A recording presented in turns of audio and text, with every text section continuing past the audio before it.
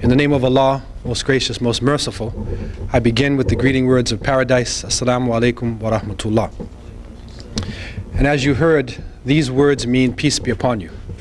And I hope and pray that the few moments we spend together would be a source of peace.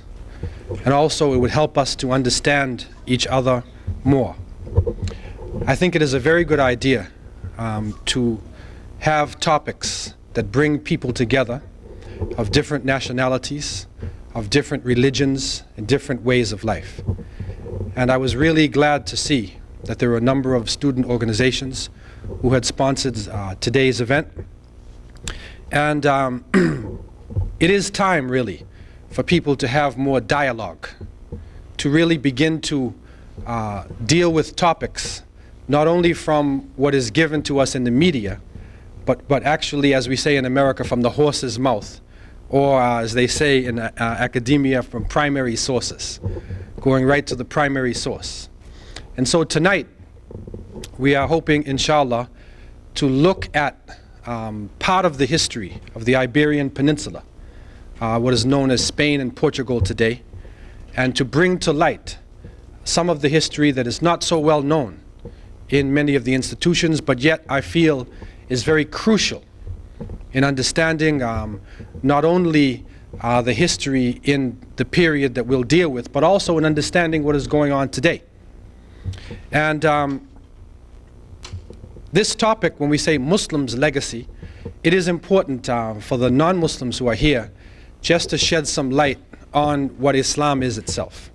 Because unfortunately, we have been targeted, we have been chosen for some political economic reason to be the bad guys, or to be the object of Hollywood and the object of a lot of propaganda that is coming through the media. When I was growing up in America, the bad guys usually on television in the movies were generally Germans, Japanese, Russians, and of course the native people. This was a given. But today in the media, or in the TV, the different situation programs and the movies, the bad guys are usually Spanish drug cartels, Jamaican posses, or Afro-American gangs. But the most sinister character you can bring to the screen today would be an Arab terrorist. He seizes his hostages and he announces to the world, I will not release my hostages until you release my comrades from the prison. And then the forces of justice go into action, the Delta Force, Chuck Norris, Arnold Schwarzenegger, Steven Seagal, and a number of our folk heroes today go into action to rid the world of the new terror. This is stereotyping. And many people have gone through this. The Japanese, even Japanese Americans and Canadians were interred. They were put into prison during World War II. And some of them were actually loyal to the country here. And so stereotyping can be a really ugly thing. And there are a lot of people who suffer. Even today in some parts of America, there are Irish Americans who are suffering because of what is going on in the United Kingdom. There are Irish people who are being targeted and feel stereotyped to a certain extent because of the IRA. And so for us it is important in the beginning to shed some light on really what is Islam. Because there is this tendency to think that Islam is connected to the Middle East, or it's a small group of people who is out planning to destroy the world, or conspiring to do something. But actually, right now, in a recent census poll that was taken in Egypt, in a special World Institute which connected with Al-Azhar University, which is a very famous university in the Middle East, they have now come to the point where their understanding is that Muslims make up about 23.1% of the Earth's population. There are over 70 million Muslims even in China itself. There are millions of Muslims in Europe, and as we know from the Bosnian situation. And according to our traditions, when we are talking about Islam, we are talking about monotheism.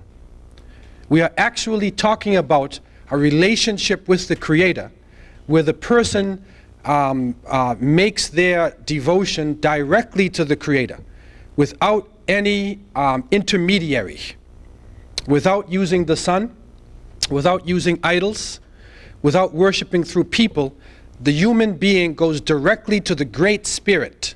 And so within our teachings, there is a verse in the Qur'an itself that actually tells us, and in Arabic goes like this, وَلَقَدْ بَعَثْنَا فِي كُلِّ أُمَّةٍ رَسُولًا أَنِ اعْبُدُوا اللَّهَ وَاجْتَنِبُوا الطَّاغُوتَ. That we have sent to every nation a messenger, that they would worship Allah, or God the Creator, and they would stay away from false deities. So based on that, coming from our traditions, we believe over 124,000 prophets and messengers came to every nation and every tribe. Prophets came to China, to Europe, to India, to Africa, here in the Americas, every nation. وَلَقَدْ بَعَثْنَا فِي كُلِّ أُمَّةٍ. Every nation, a messenger has been sent. And in my travels, I've asked people about monotheism and found, for instance, that on the Nile, that there's a book which is written according to a teacher named Ptahhotep. And it is considered to be one of the oldest writing forms, complete book forms that exist today. The teachings of Ptahhotep and papyrus. And in it you'll find clear trace of monotheism. Also in ancient Egypt there was a pharaoh named Akhenaten. His wife's name was Nefertiti. You probably heard that name before. And they say she was the first woman to be using cosmetics and feminine hygiene products and a number of things. But you'll find in the Psalms of Akhenaten, you will find clear monotheism. And it is said that Akhenaten himself had to do battle with the other people who believed in many different gods in ancient Egypt.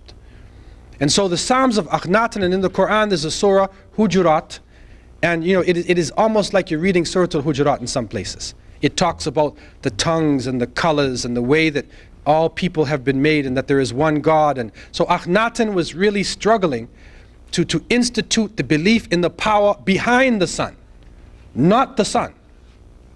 In the Bantu religion, you will find some reference to the fact that Ntu means the cosmic spirit. And so many of the Bantu people related directly to a great spirit, a universal spirit. And they looked actually toward oneness. In Mandarin Chinese, I went to China and I was speaking to the people, and they have a term they call Shang Ti. And Shang Ti means the creator, the main God, and the way they describe their concept of Shang Ti, meaning there was a main God and there's like a court. They said there's a court with other gods. It was almost the same way that the Meccans, the Quraysh, the pagan Meccans, were describing Allah at the time of the Prophet Muhammad, peace be upon him. It was just similar to that. They had one universal God, and they had Lat and Uzza and Suwa, and they had many different other gods that they were also relating to. The Cherokee Nation. Recently I have come to understand that the Cherokee Nation, in this part of the world, the Iroquois as well, there is a strong tradition of monotheism in their teachings. And so what I am saying is that monotheism is not something which is particular to the Middle East. It is not something which is Semitic in our belief, but it is an understanding which relates to all peoples throughout the planet. The second point is that when we speak about Islam, and this is very important, and the people who are studying Islam today in think tanks, in universities, going to the primary sources, are recognizing when they look at history that Islam is not a religion in the Western sense of the term. In the Western sense, your religion is your dogma, who you believe as God, and you might worship on Friday, Saturday, or Sunday, but when Monday comes, you go back to work as an American. But when we say in Arabic, Inna Dina Indallahi al-Islam, that surely the way of life, the word deen, surely the way of life with the Creator is Islam. And so what that means is that the word deen is a way of life. So in other words, in a deen, it's not just your religious dogma. It is a belief that pervades everything that you do. So in other words, your economic life, your social life, your political life, all different aspects of your existence are affected by your deen. And this is very germane to what I am about to say in terms of the legacy of Islam in Spain and further on. The Prophet Muhammad, peace and blessings be upon him, we are taught, was the last of this long series of prophets and messengers. And he said that the prophets and messengers, who included, according to our belief, Abraham and Moses and Jesus and Jacob and Noah, Joseph and all the different prophets of monotheism, he said that it is like a building, a beautiful building, and the people looked at the building and there was one place that was empty. And he said, I am that brick. I am the last part of the building, and with me is the seal or the finality of prophethood. Just before he died, or the year before he died, he made what is called the Arafat sermon. And in this sermon, he established that the people should worship nothing but the Creator, that all of their business dealings should be done in economic purity, that all interest relationships are ended. Don't take interest and usury. That's a serious statement. Because if the oil sheikhs throughout the world and the people in the Muslim world took their money out of the banks and put it in a bank with no interest, you would change the economy of this planet. And that probably is the bottom line in terms of why some people are paranoid about an Islamic state. It's not the other things. But if you take those billions of dollars and you start giving loans to people with no interest, then the people who are taking interest and exploiting you, they're in trouble.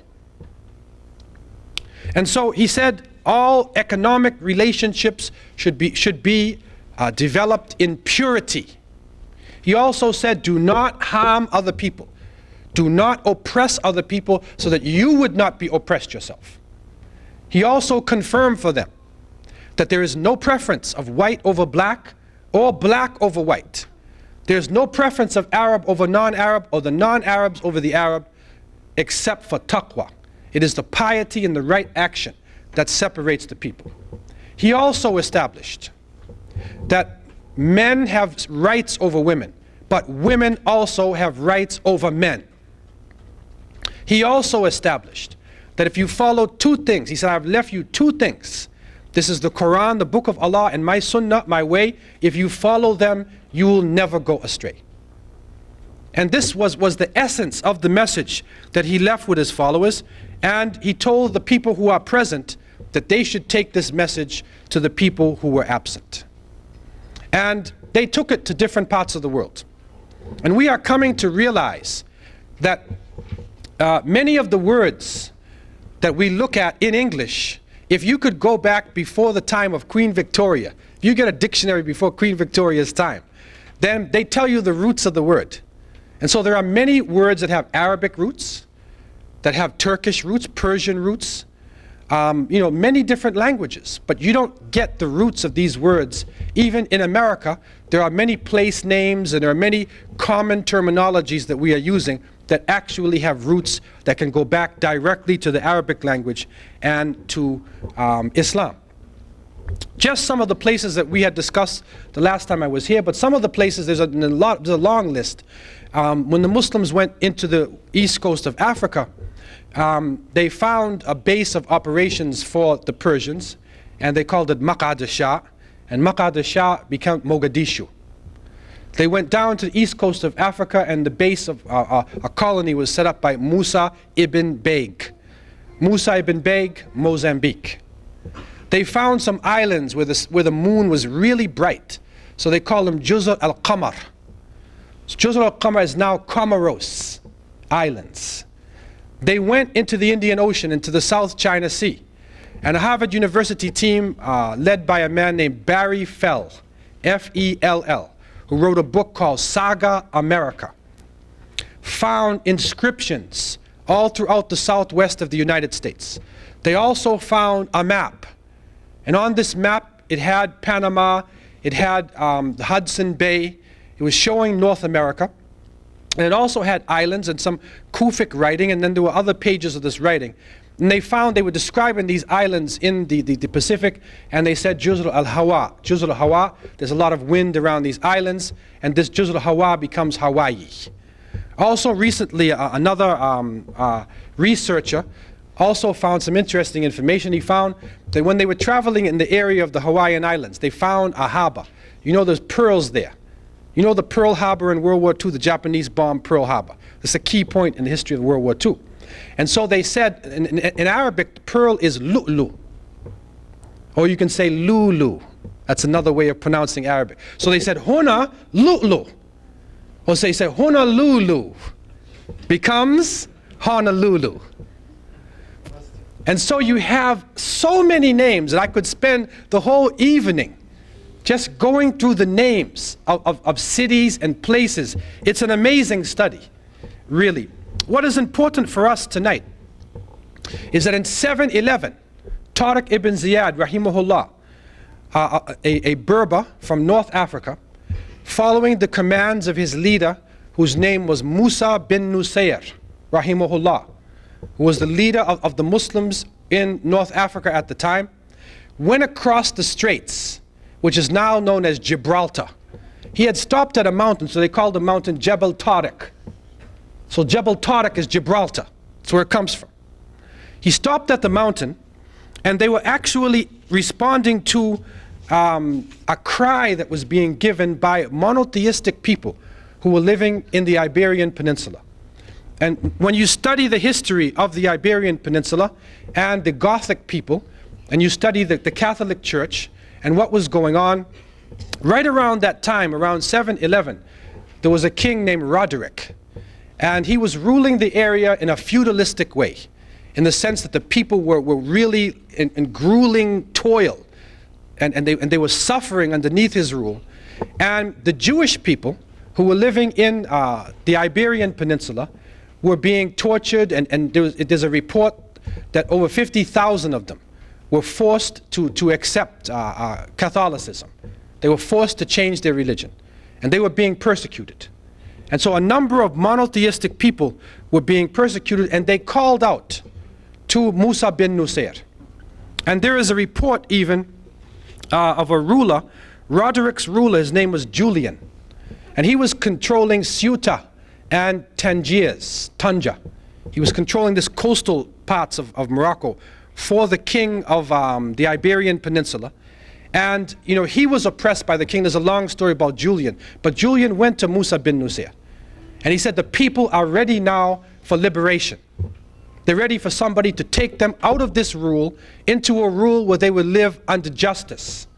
And so Musa bin Nusayr, rahimahullah, sent Tariq ibn Ziyad, and they went in 711 across, and they met Roderick in a decisive battle. And after this decisive battle, which was won by the Muslims, they continued to go north. As they went north, they found that the people were actually glad to see them. And they found that there was almost no resistance.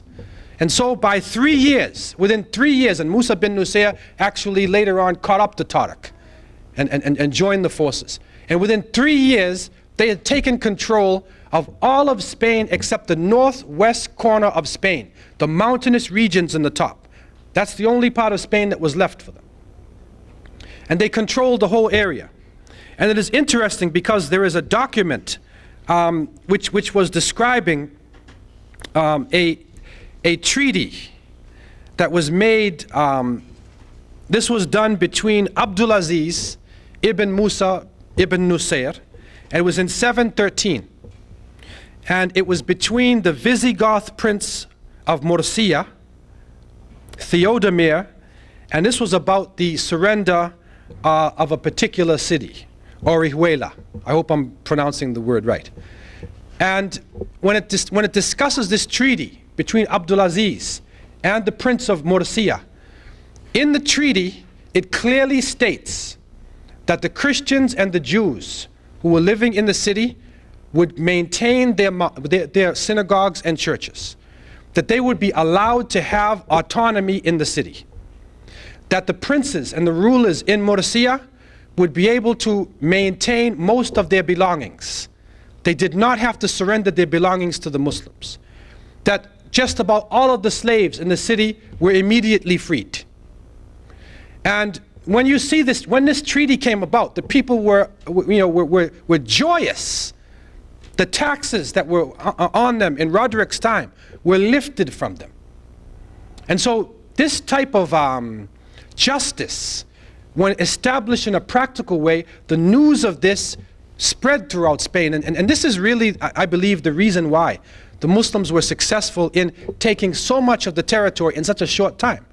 Because if they were a terrible force and were oppressing people, surely the people would have resisted. And when you look at the numbers of the Muslims, you will find that the number was very small.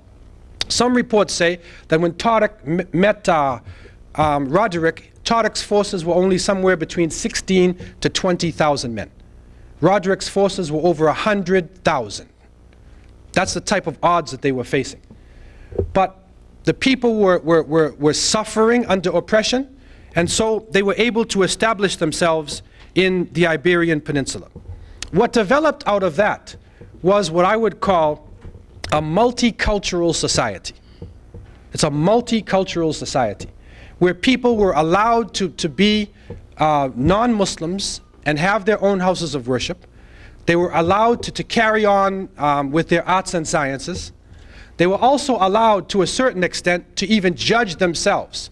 In small matters, Jewish law or Christian law would apply to the people within their enclaves, within their areas. The general law of the land was the law of Islam.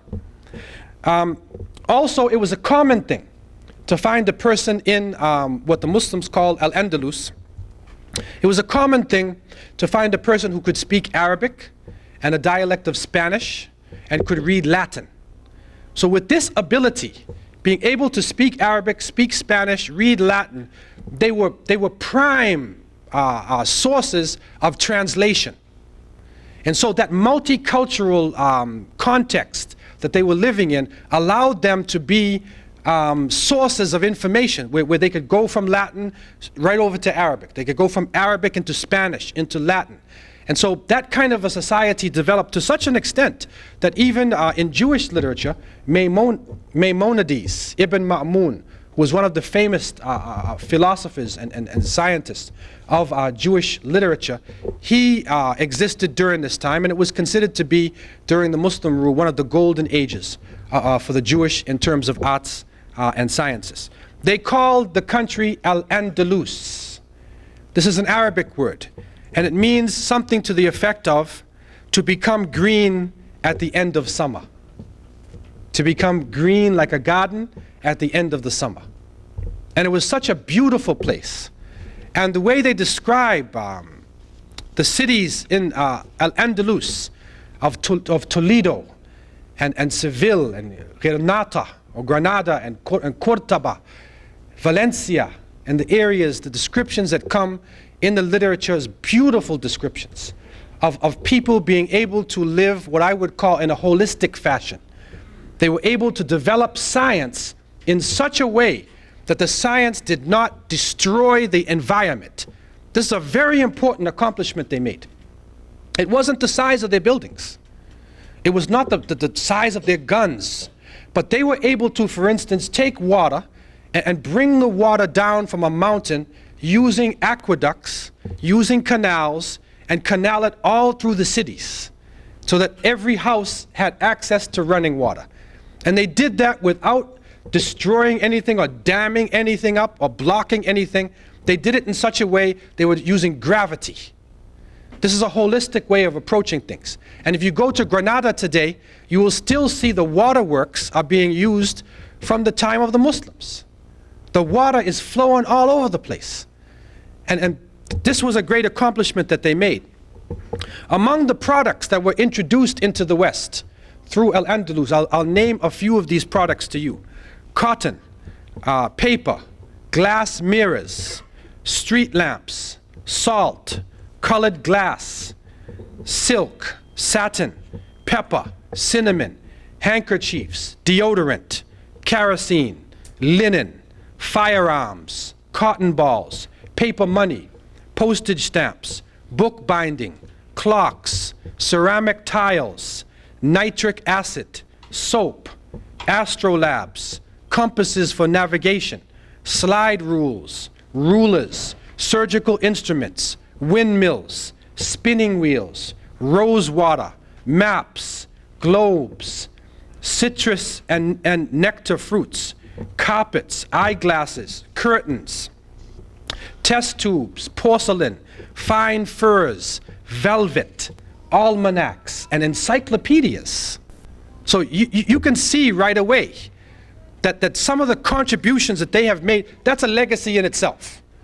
Because we are benefiting from this, and I can go on with the different aspects of culture that the Muslims developed in that part of the world and other parts of the Muslim world, and they made it in such a way that it was usable for Western society, and it helped Europe to come out of the Dark Ages. Because again, if you read in most of the history books, after the fall of the Roman Empire, then they say it's the Dark Ages, right? And the lights go out. And it's usually a little chapter. Then the Renaissance. The Renaissance is back in, the lights are on, and everything is good. What happened between the year 700, okay, to 1500? What happened in that time? Was the Dark Ages? It was the golden age of Islam. It was the golden age of Islam. And I want to just talk about some of the contributions that were made by Muslims. And this can get very complicated. But I just want to talk about some of them tonight, just to show you some of the legacy that came from Spain and from Baghdad and from Cairo and Qayrawan, Morocco, and all over the Muslim world. In mathematics, Al-Khwarizmi, Thabit Al-Mahani, Ibn Yunus, Ibn Hamza. There's a number of names. Muhammad bin Ahmed.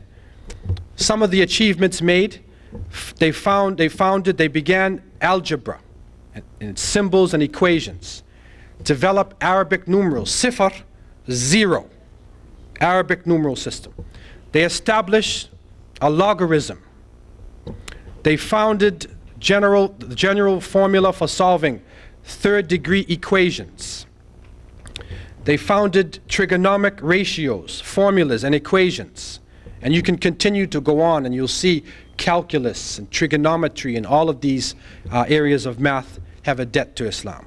In physics, Ibn al-Haytham, al-Biruni, Ibn Yunus, there's a number of names. They established the science of power or mechanics. They described the center of gravity. They described gravity.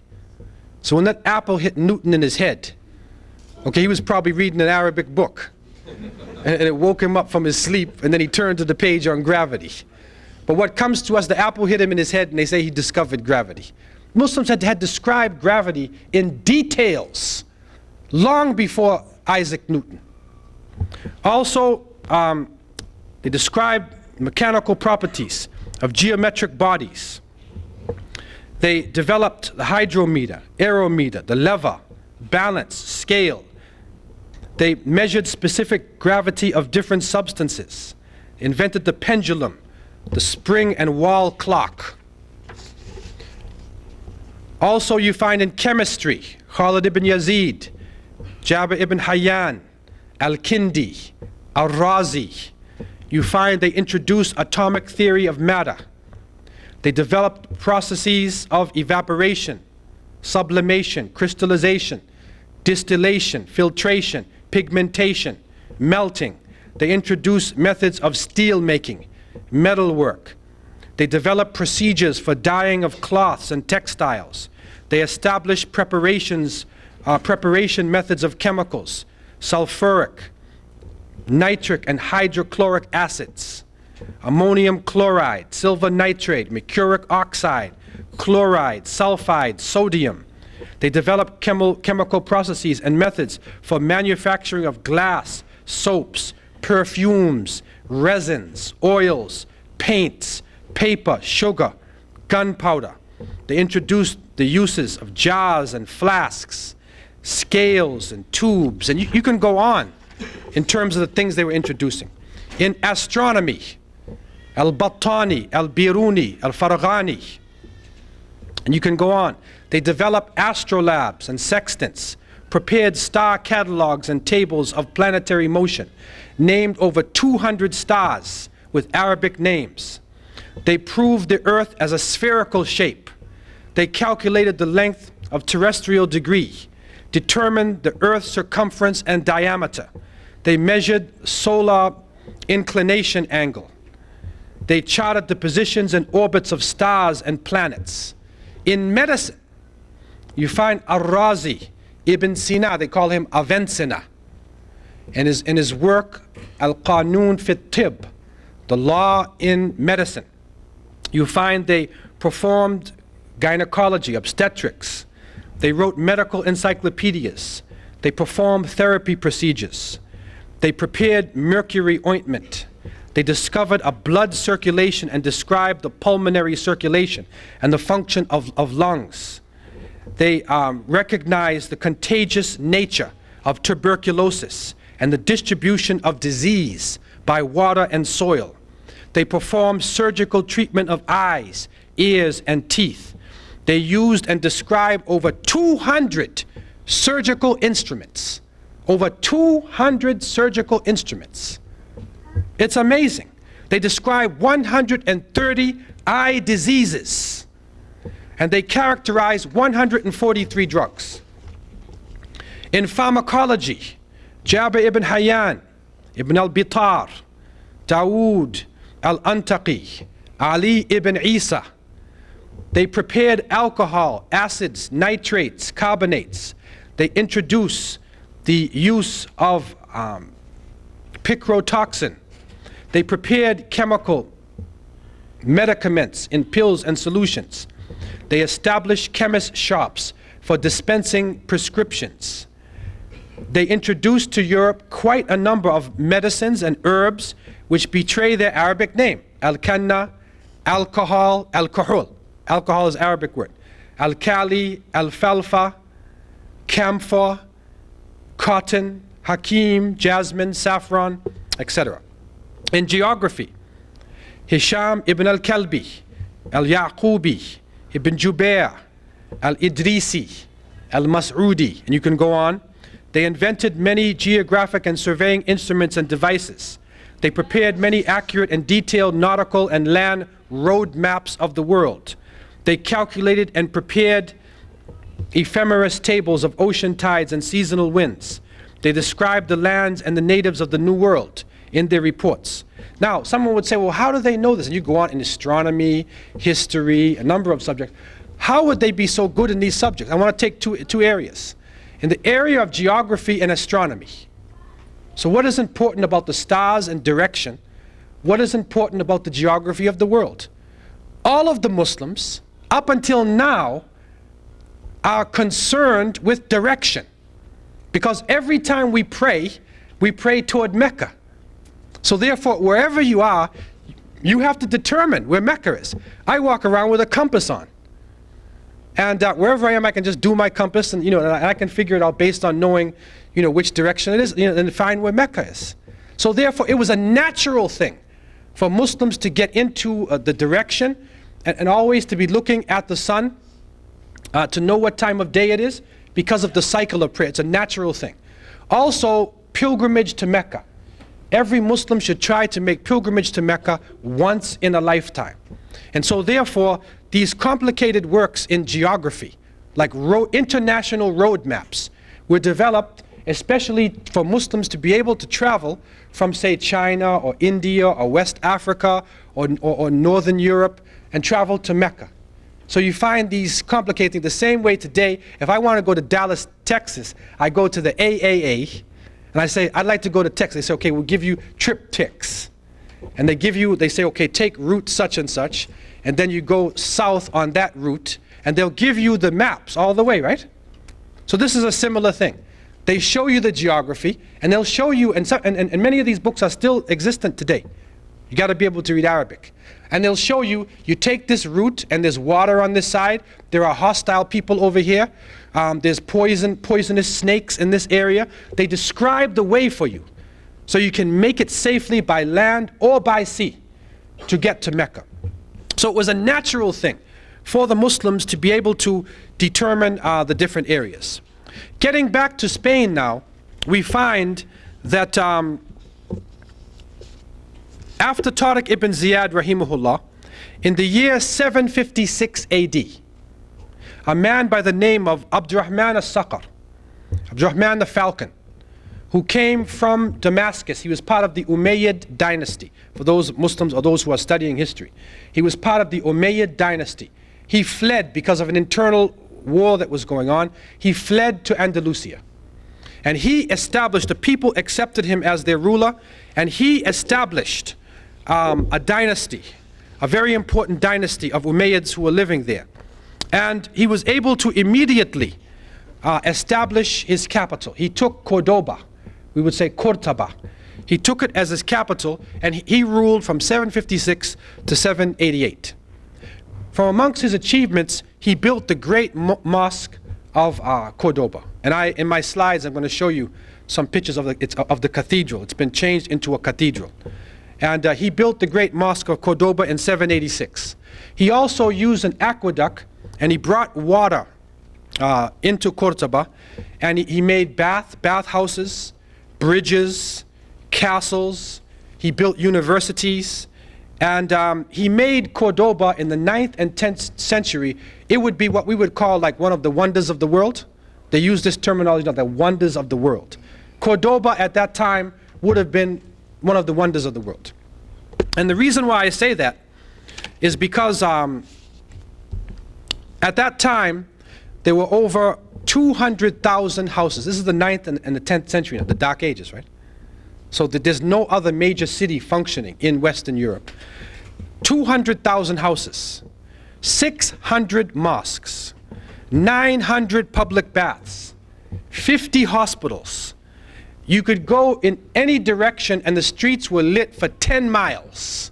Lighted streets. This is when the capitals we know as London and Paris and the great cities in Europe were in darkness. And in many cases you have to go through mud. If it rains out, the paved streets were in Spain. And so the great leaders and intellectuals of Europe went down into Andalusia, to Toledo and to Seville, to the universities to study, and then took it back to the different areas of Europe, and they were able to develop the great universities that we know today.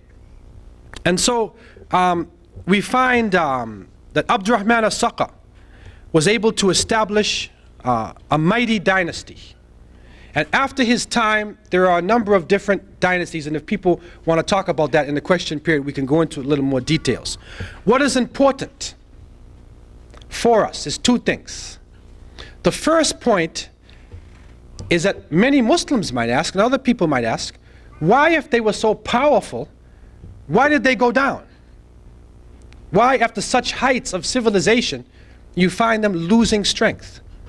When we look at the society itself, and Ibn Khaldun in his Muqaddamah talks about the cyclical nature of history, that is a cycle. And when you have strong, dynamic generations, then you will find your civilization is powerful. But when corruption sets in, then weakness sets in. And so, they became weak because they started to look at each other as nations and tribes. Arab and non-Arab, African and Berber, European and Turkish, Persian. Then the rich separated from the poor. And then the drinking of wine. And then all types of corruption set in. And so they were conquered. They were literally conquered. And the forces of Ferdinand and Isabella made their way down from the north, the northwest corner, the mountainous areas. They had not gone into this area, and they moved from the mountainous areas down slowly, taking back section by section. They took back Spain. The second point, which is important to us, that is that in geography and astronomy, the great scientists and historians and geographers like Al-Mas'udi, Al-Umari, Al-Idrisi, they described America. They described America. And Mas'udi, in his book Muruj al-Dhahab in 956, he described a journey of a man named Khashkhas ibn Sa'id. This book is still existing now in Arabic in the libraries. he describes the journey of a man who went across the ocean and he came back with goods, and everybody in Spain knew about his journey. Also, Al-Idrisi, in his famous geography book, he describes the journey of seafaring people who went to a deserted island, went to another island, they were blindfolded and captured, and the king spoke to them through an interpreter who could speak Arabic. That's in the 12th century. Al-Umari reported the journey of Mansa Musa, the West African Islamic ruler who made pilgrimage to Mecca with over 72,000 followers.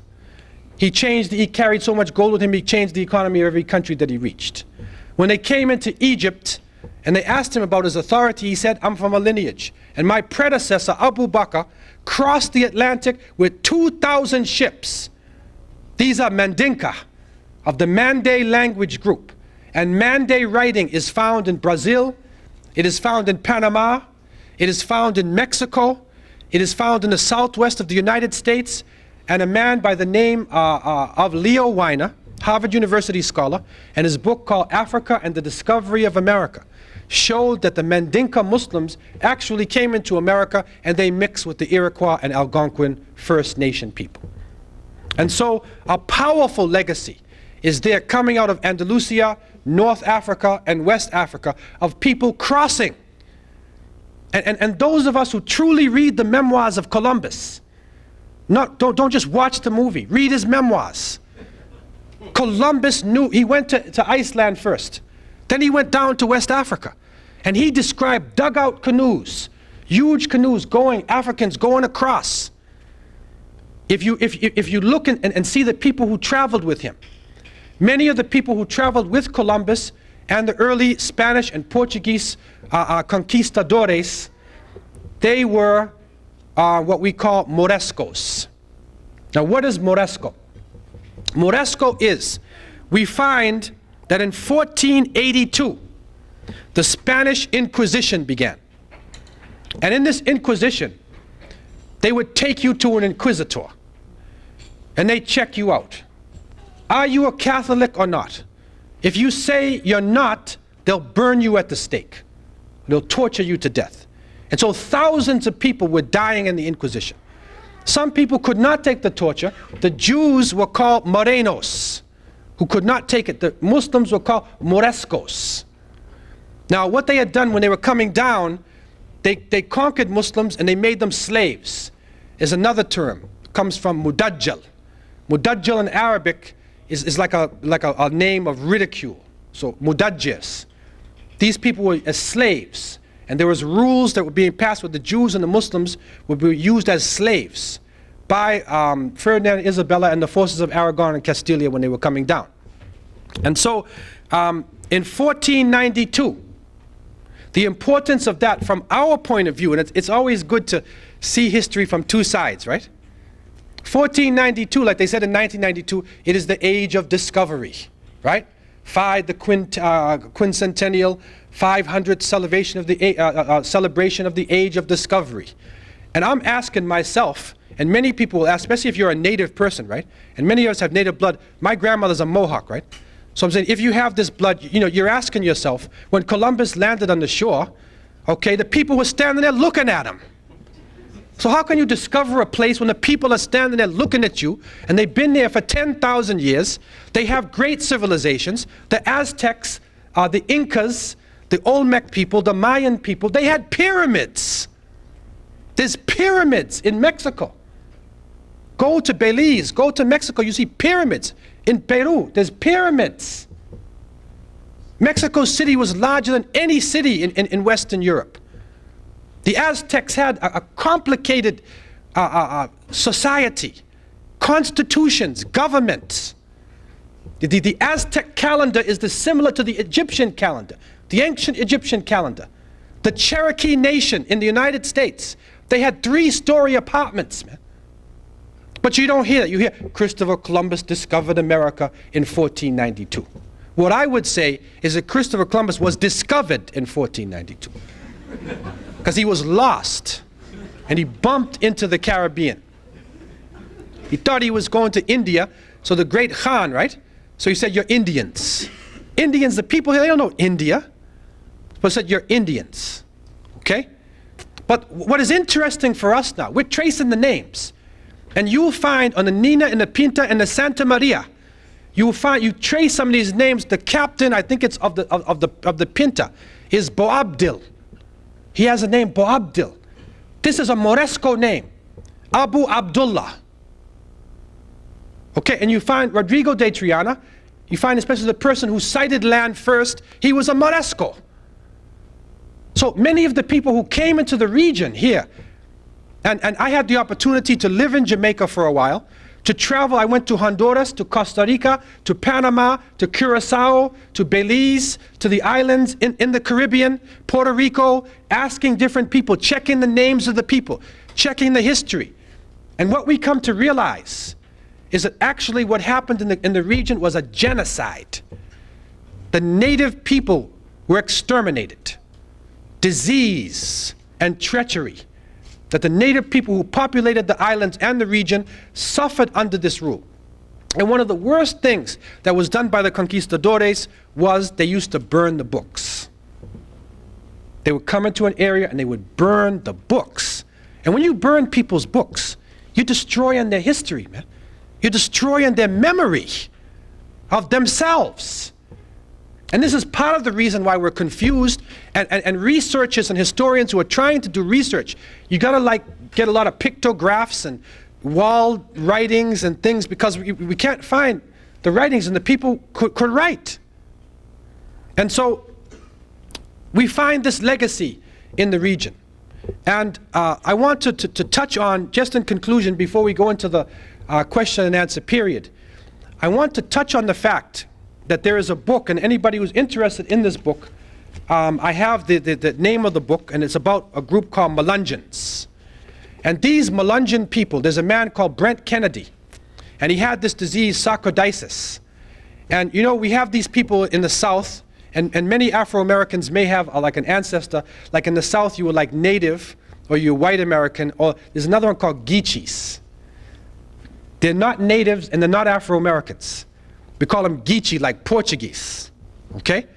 Now, this man of the Geechee people, looking for his disease, when he got a grant, I think it's a Ford Foundation, and he found out that his disease, the gene pool, is similar to people who live all around the Mediterranean region, especially in North Africa and in Turkey. He also found out that the Melungeon people, that these people were actually the people who were working on the boats. And when Santa Elena was conquered by the British when they came into America, because you know the Spanish were first here, right? So when the British came in and were conquering territory, these Melungeon people went into the mountains and they mixed with the native people. And so there are actually literal reports which are coming out of Jamestown, Virginia, which are coming out of North Carolina, South Carolina, where the people are actually writing about individuals who dropped down to pray 5 times a day facing east. One group called themselves Mecca Indians. They found Qur'ans. The Powhatan Indians' description of paradise is exactly as the Qur'an is. And so these Melungeon people, and it's a very interesting study, because these Melungeon people have played a role in history. Nancy Hanks, the wife of Abraham Lincoln, was a Melungeon. And this is a serious study. It's going on right now.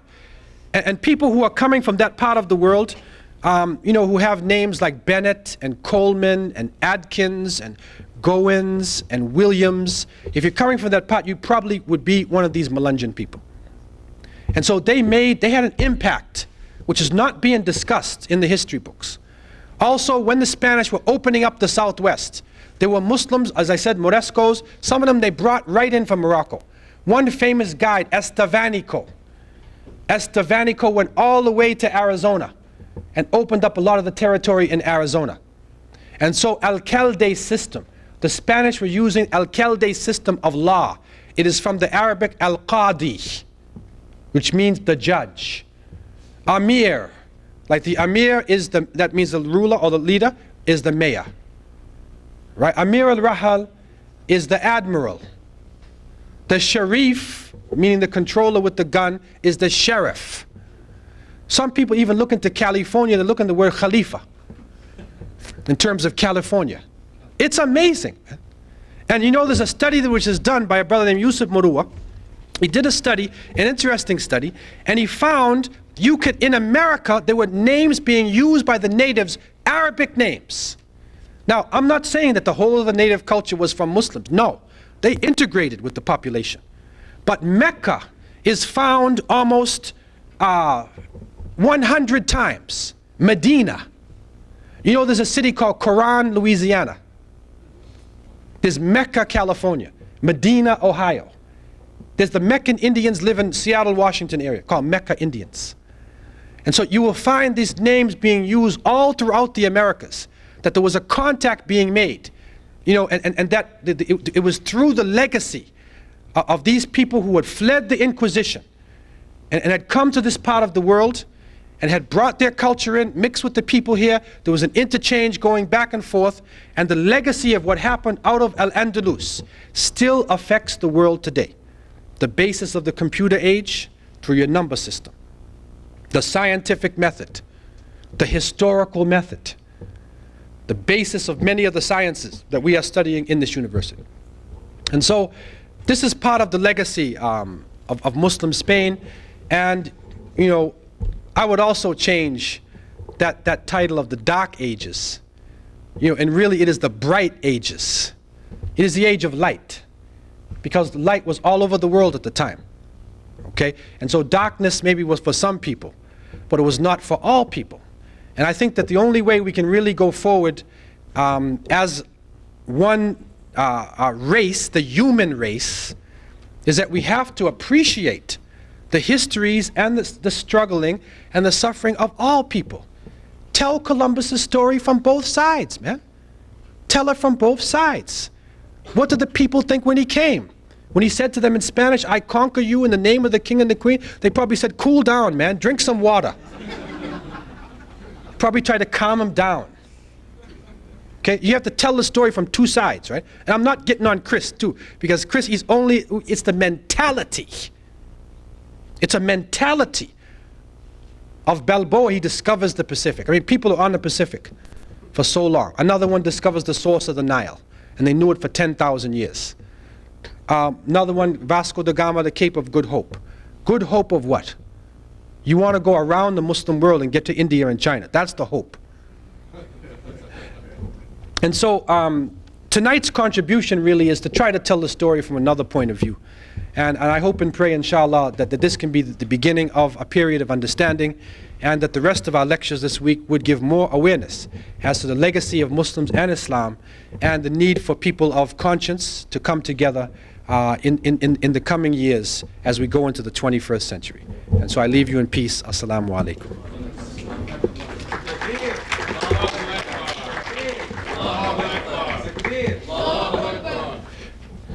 Now, I want to open up the floor for a couple minutes for any questions that anybody may have, or any feedback that you have. Because for some, this may be kind of different in terms of, especially this stuff about coming across the Atlantic before Columbus. I got a book too. Okay, so if you want the sources, you really want to get into the sources, everything is documented inside of the book that we have in the back. But I want to open up the floor for questions. So please feel free to ask any question that's on your mind. Floor is open. Yes, sir. You did mention Muslims were brought over as slaves from Africa. Yeah. I was familiar with Brazil, but actually led slave revolts. Yeah. Can you maybe expand on that? Yeah, that is another area, and really it's a very important area too. Tonight we were focusing on the legacy in Muslim Spain. So I didn't go into that area, but actually in the Bahia section in Brazil, there's a number of documents and traces, and some of the people are still there today, of Muslims who are coming especially from what is now known as Nigeria, Hausa and Fulani. And they were taken down in large numbers by the Portuguese, and there were a series of revolts. And many of them revolted so vigorously that they were actually allowed to go back. And you can find now in Lagos, in Nigeria, there are mosques, houses of worship of Muslims, that are built by Brazilian Muslims. And you can go say, that's the Brazilian mosque, that's what they say. These are people who were captured, taken to Brazil, and returned. Now, what is interesting is to see how a religion changes, as time goes by and when people lose contact with the source of the religion. And what is happening now, and that's one of the places I want to visit myself, but what is happening now is that the people are starting to get reintroduced to the religion again. But I read one article sometime in the past where the only thing that was left for some of the people in Bahia for their prayers was that women would stand in a circle and they clap their hands. And the man, dances a type of jig. And he says, something which in a broken Mande language, mixed with Portuguese, says, La ilaha illallah, which means there's no God but Allah. So he's saying this, and that's the only thing left of their prayer. So the study of Bahia section of Brazil is a very important study. And there are a few works done in Portuguese. There's a certain, I don't have it right here, but there's some works being done. Now, are you familiar with the works done? Right. So I saw some of the work that he did, and it's a very interesting. Actually, they have Arabic documents too. I saw some of the Arabic documents they had from that area. Well, actually, all over the Caribbean, there's documentation coming now. What we're finding is about 30% of the slaves were Muslims, coming from the Guinea coast of West Africa. And what I found, and I've got some of it in my research in the back there, like for instance in Jamaica, in 1821, there was a document being passed around in Arabic, a wathiqa, and they had a big revolt in the Manchester section of Jamaica. In Suriname, there was Muslims leading the revolt. Toussaint Louverture, one of his generals was called Macandal. He was an imam. I went to Bahamas, and they had these documents. They told me it was Amharic, it was Ethiopian. But when I went in there, it was Arabic. And the man, he wrote, surahs is chapters of the Qur'an that we're familiar with when you're seeking refuge in God from evil. He wrote Nas, Falaq, Qul Huwallahu Ahad, Ayatul Kursi, Isti'adha min ash-shaytan. That's what he was trying to do. And they said it's Amharic, because they didn't know that it was Arabic. And so there's a series of things coming. Also the names of people. Because of the attitude that the early Portuguese and Spanish had coming in, they were so paranoid of Muslims because of the war they were fighting, that they would not use the name Muslim when they described somebody who was a slave. So you won't find the name Muslim being used. See, and this is what threw people off for a long time, because you didn't see a name. But now we're reinvestigating the names. And you find names like Bubakar or Buka, which actually is Abu Bakr. You find like Wali. You find a lot of West African names, Jalo and Kaaba. And these are very well-known Muslim names. And you can actually trace the ports on the Guinea coast of West Africa where they were taken. This is how the percentages are now being reanalyzed. In terms of knowing the percentage of Muslims who came. Is a large percentage actually. The Maroons in Jamaica, in the Maroon territory, there's a Quran up there. So the Maroons, who were originally they call cimarrones, like wild horses, because they escaped from the Spanish and they were fighting the Spanish. They were a conglomeration of different tribes. So anybody who would escape, you go to Maroon territory. But the Muslims were one of the powerful groups. Wolof, Mandinka, Hausa, Fulani, they're one of the powerful groups who were resisting the slavery. So there's slave revolts. And in America, there's a book called African Muslims in Antebellum America. It's by a man named Alan Austin. And you can get the name of it back there in my book. He actually brings the primary documentation for a lot of places, even for the United States. And so there's a series of people. There's a book called The Fortunate Slave, another one by Philip Curtin called Africa Remembered. And these books trace Muslim slaves in the United States. Actually, just recently, there was one slave, his name was Umar bin Said. I think it's South Carolina. And they actually had handwritten Arabic letters and documentation. It was sold in New York City. And there's a library now, it's going to be in Detroit. They bought it in Detroit. And they're going to have it on display soon. It's Arabic handwritten document by Umar bin Said. And so there's a number of things, works like this that you will find. Okay? Yes, sir. Do you have questions on paper? Yeah, okay. Do you have that? Okay, if somebody wants to write a question on a piece of paper, we have a brother that's going to collect you know, some of the brothers and the sister Sadaf will collect them from this as well. Okay, go ahead, man. I had a question that I've heard some things about the colonies in the Latin America, like Dominican Republic, that the Sunnah somehow was transferred, that when Spain fell, a lot of the Muslims were expelled. Those and that a lot of traditions, like you go to a house with the Spanish ladies, they were behind the screen. Is there something that you can... Well, there's a lot of trace. Actually, when you read the memoirs of Ferdinand Columbus and Christopher and whatnot, you see, and many of the early Spanish and Portuguese who came, they ran into African people in the region early, and especially they ran into Muslims. One writing in the memoir, when Columbus came into Cuba, and he came into a certain bay, and I read this thing, and they said there's a mosque on the top of the hill. That's how they described it. They said there's a mosque on the top of the hill. That's how, you know, it's unbelievable, man. And when Ferdinand Columbus writes, when they went to Honduras, they said the women had heavy gold in their ear. And it's just like in West Africa, in Mali, they had so much gold that it was a style to wear a big piece of gold, so like extend your earlobe. And then the names, like one name is called Al-Mamis, which is from Al-Imamu, Al-Imam.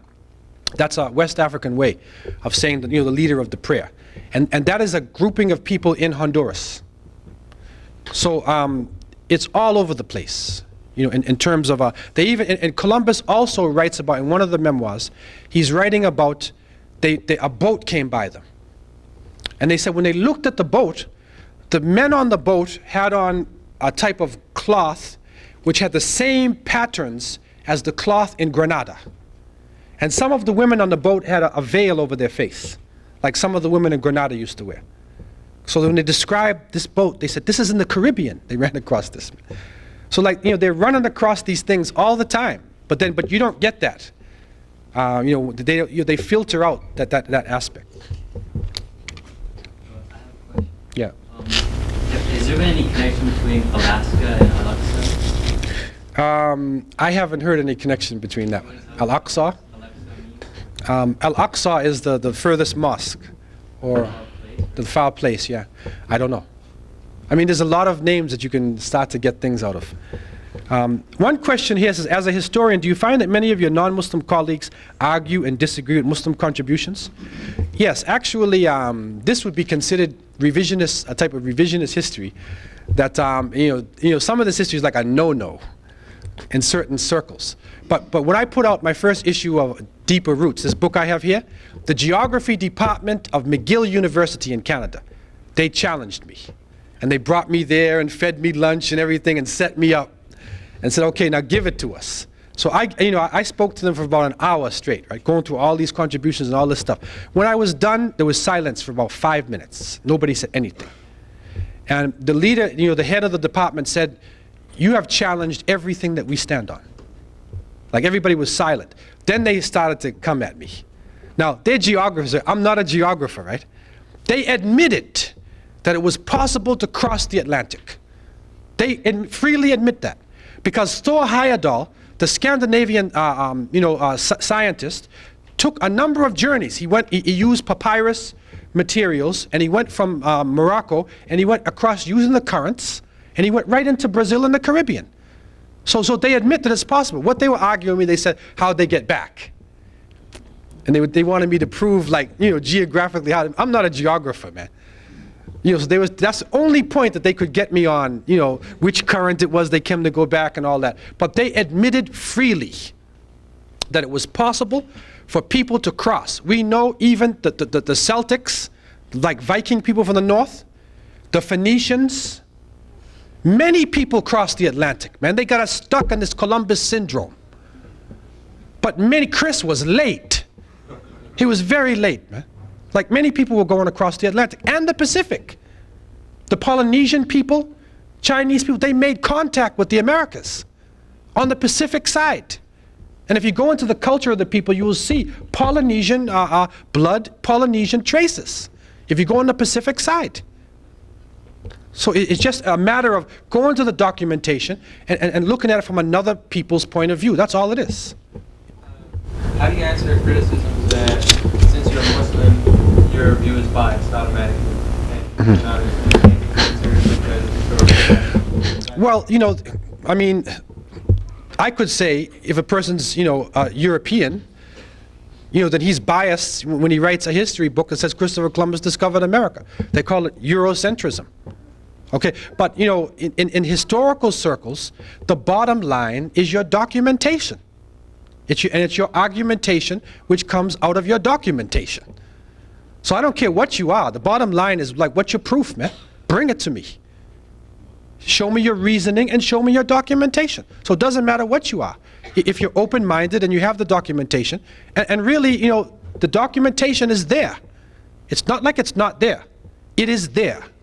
But just for a long time, it has not been resourced, it has not been brought out to the public as to, you know, what is really happening in America before Columbus. You know, now people are changing the mentality about Columbus, but they still try to push this thing in 1992. They still try to push it, you know, to make people think that everything started with him. Another question is about, are there a lot of Muslims in Jamaica today? And are they received well? There are a number of Muslims in Jamaica. If you know Jamaica itself, there's in Spanish Town, and there is in Black River, and in Clarendon, and Kingston. In Kingston, there's a big mosque in Kingston, and now Montego Bay, they have land, and they're in Port Maria area on the north coast. They're Muslims. I lived in Jamaica for 4 years, so there's a number of Muslims there, and it's one of the places where a lot of people are accepting Islam. But the problem there, there's an economic problem.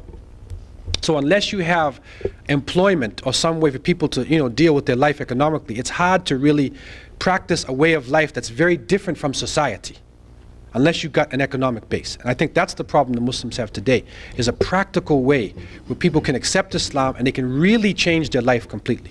That's the problem. It's not a problem of people listening to Islam, and especially in Jamaica because of the Rastafarian movement and Marcus Garvey. There's a consciousness in terms of African culture and, you know, Middle Eastern culture that people are open-minded like.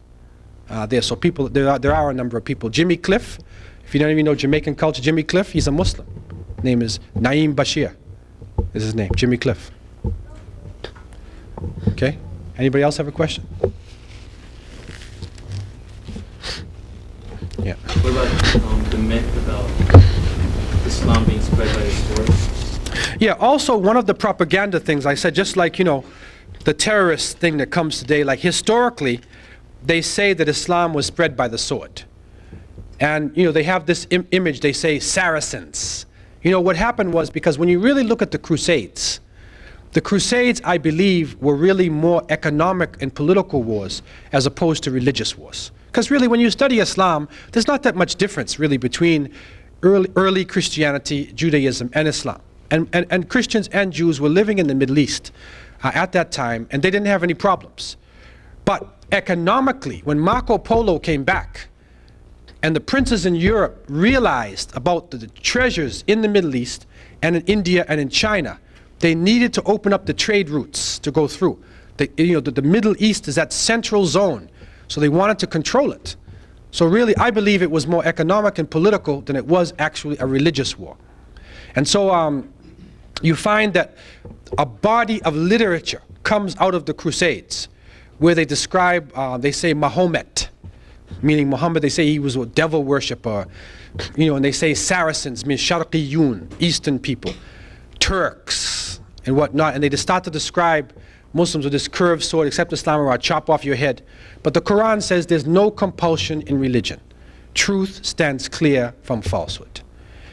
What you do find, for those of you who have studied history, in the 7th century, at the time when the Prophet Muhammad, peace be upon him, came, there was the Byzantine Roman Empire, okay, Eastern Orthodox. The capital was Constantinople.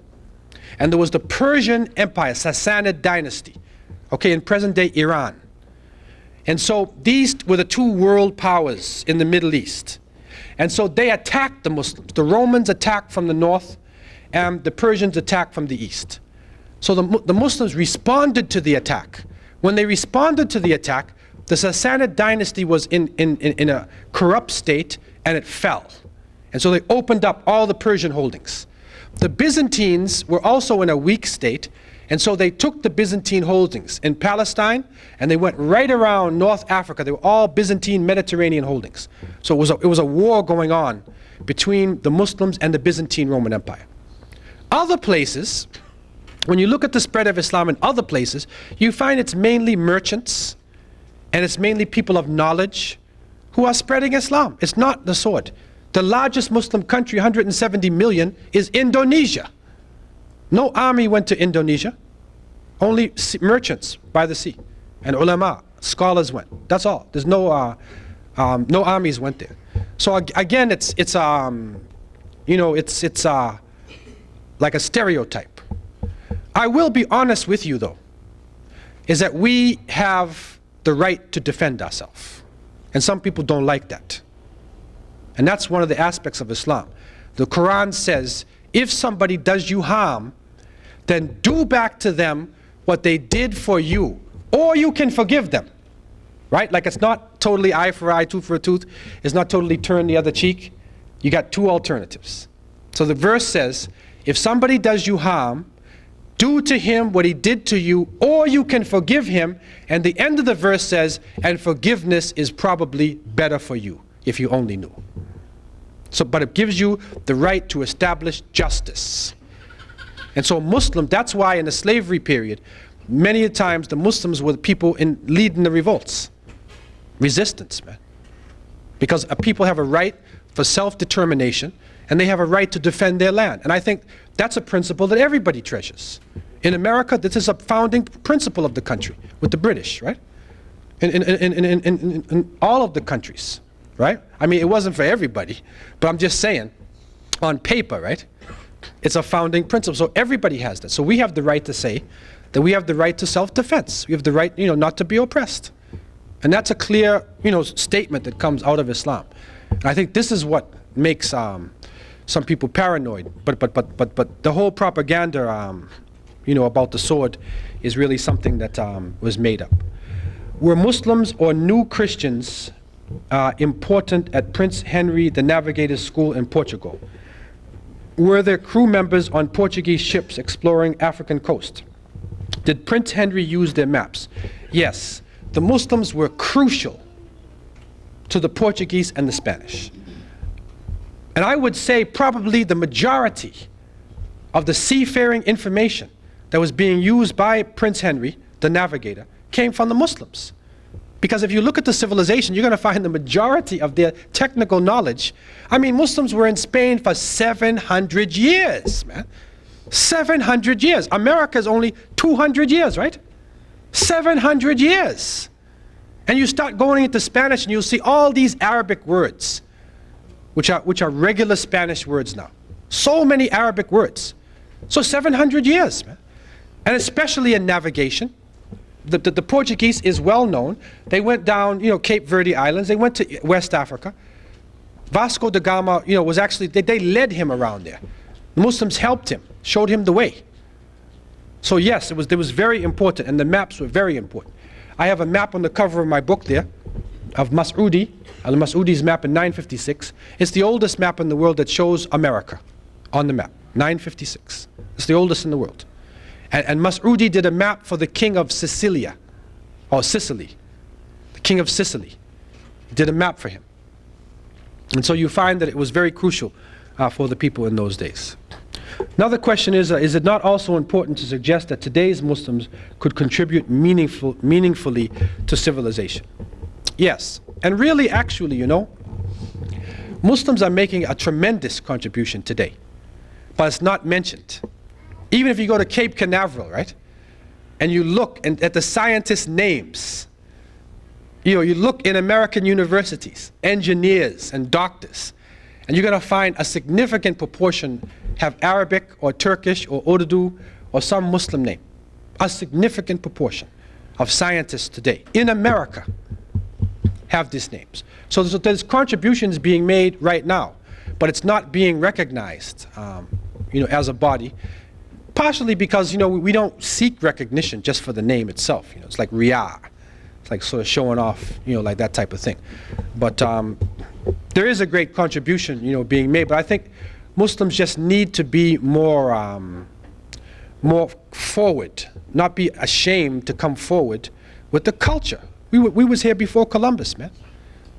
So, you know, they give you a green card and say you're an alien or something, like you're an alien, right? Okay, and then, you know, they call you an alien.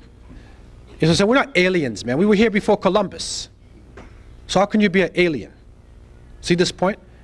Anyway, the whole earth belongs to Allah anyway, right? Like people have been, you know, cultures have been interchanging. Right, so these are just some, you know, 20th century hang-ups, you know, that people have. Any other questions anybody has? Yes, sir.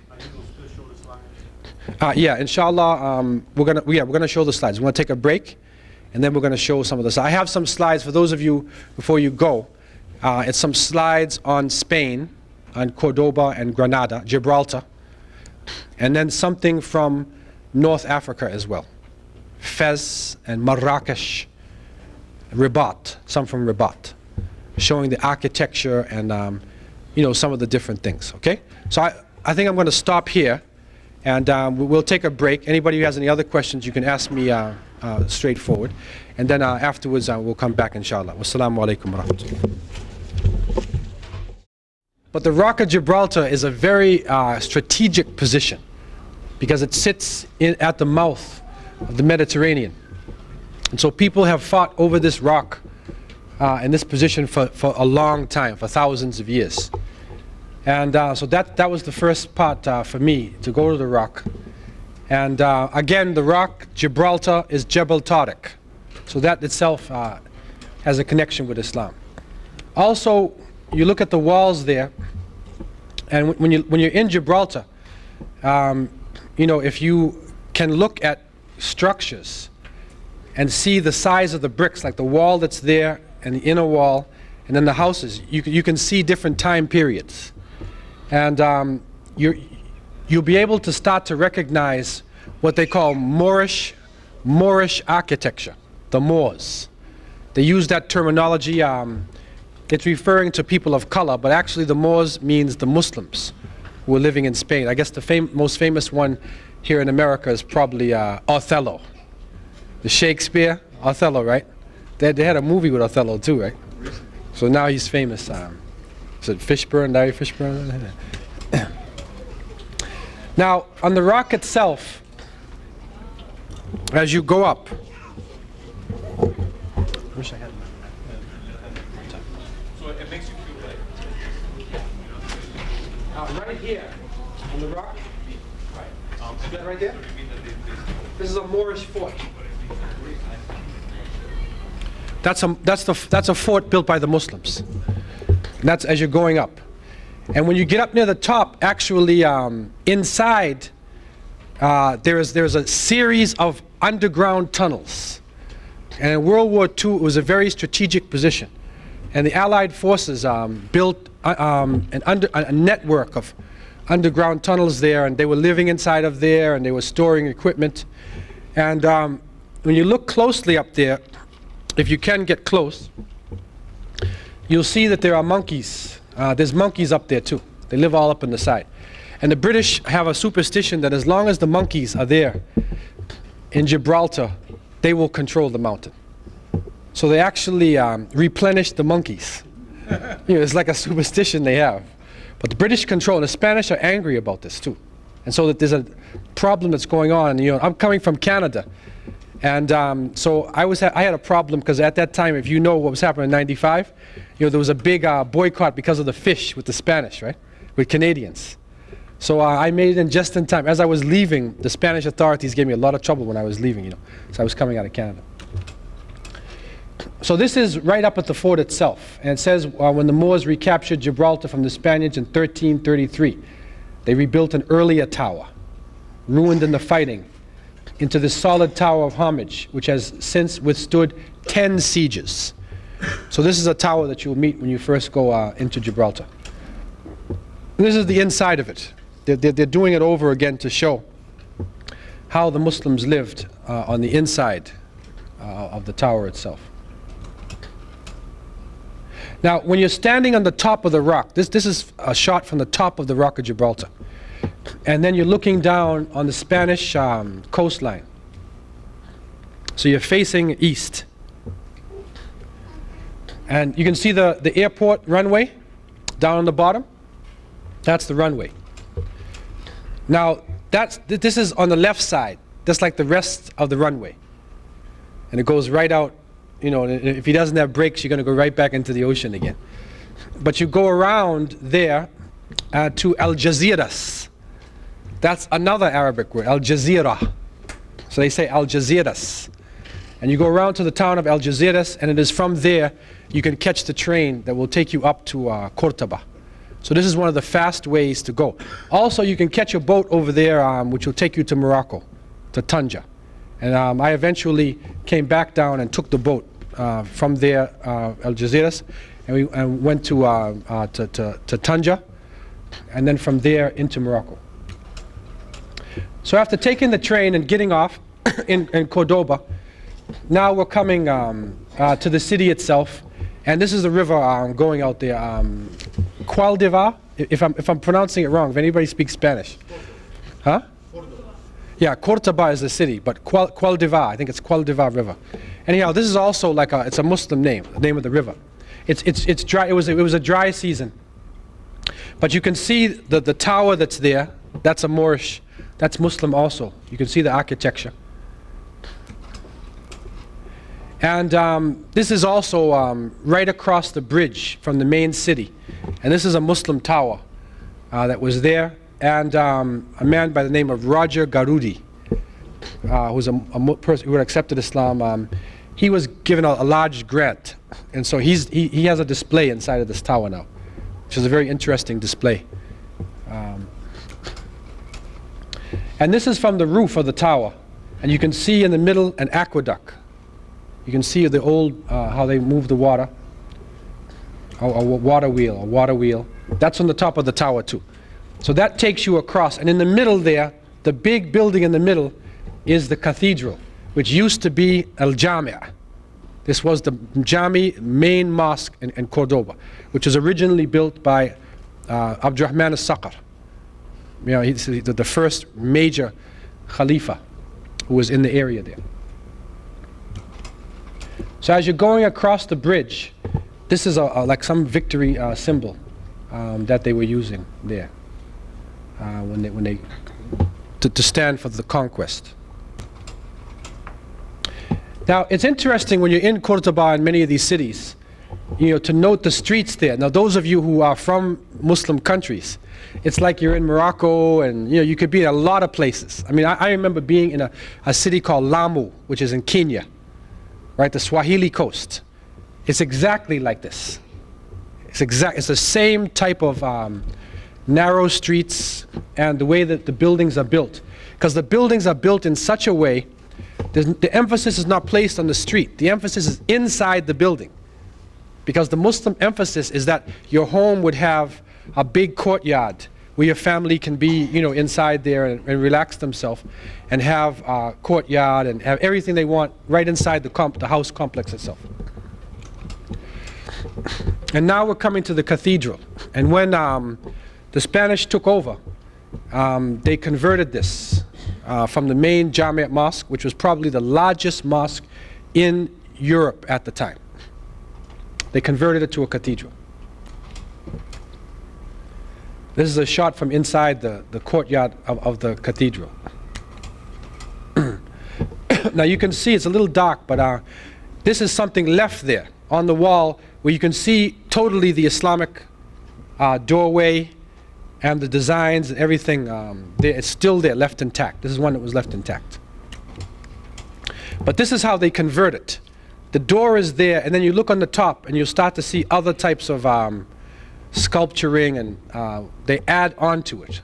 So this is what they did in terms of making the conversion. So you find this all over the structure itself.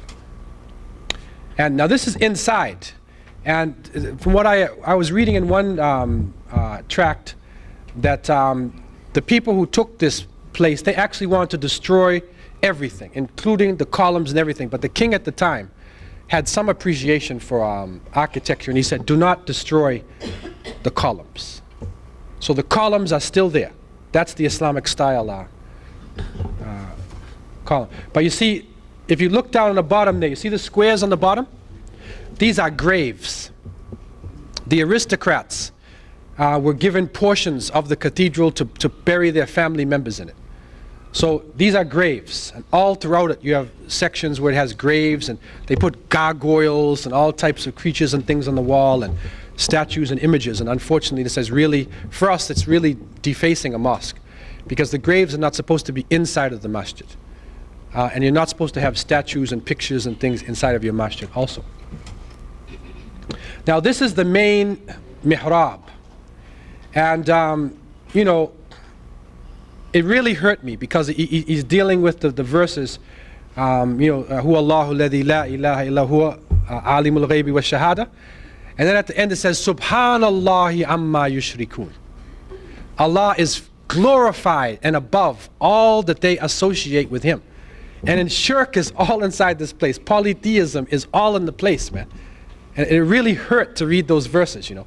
And there was a tour guide who had a group of Spanish people, and they were touring, and so I asked one of the brothers who was with me, it was an Andalusian Muslim who was taking me around.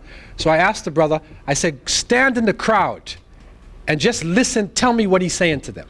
So he stood in the crowd, and he came back and he said, what they say is, this is the mihrab, and the Muslims believe that Muhammad lives in the mihrab. And so if you do anything that, you know, if you do any evil or do anything, he will come out and get you. That's what he was saying, man. Subhanallah. So this is really, it's really unfortunate, you know, what is going on. And they will not let you make salat there. Like some brothers want to make 2 rakats, they will stop you. They'll pull you out of salat. And I'm God. Well, you cannot pray inside that building. The ceiling right next to the mihrab is still, the Islamic design is still there. Now this is Medina to Zahra, and the Khalifa al-Nasir, this is one of the later Khalifates in the Umayyad period after Abdurrahman al-Saqqa, and this is when they started to get corrupt. He built a city outside of Qurtuba, and he built it to keep his own capital there and to keep his power. He did not want to be associated with the people in Qurtuba itself. So he built this beautiful city outside there, and they say it was one of the wonders of the world at the time. And you know, he had like a man-made lake, and he had a sitting place in the middle of the lake with pearls and gems and water falling all around him, and all types of wonders were inside of this place. But you know, they brought a sheikh one time from North Africa. He was considered to be known for what they call zuhud in Arabic, zuhud, which means that, you know, you're not into the material world. He was austere. And when the sheikh came here and saw this, he said in a poem, "O Medina to Zahra, you know, every house in Andalusia has contributed to your building, and one day you will help to build every house in Andalusia." And sure enough, within a few weeks after the sheikh made this prediction, there was an internal revolt that went on, and it was destroyed. And the people took all the riches, they couldn't take it anymore. Because this is when the Muslims, that they have become corrupt, man. And so all that's left now of the city is the ruins. But you can see the complicated rooms and waterways and a number of things that are still left in the ruins. You always see these channels. This is how they used to channel their water in. They had an interesting system. And the channel goes from up to down. It's like built in such a way that gravity carries the water. It carries it right in to your apartment. Some of the ruins, Medina to Zahra. This would have been his main court. They said was in this area. Now this is an artist's conception of the Khalifa himself, and there are European dignitaries who are visiting the court of what, you know, Medina to Zahra could have looked like actually when the Khalifa al-Nasir was there.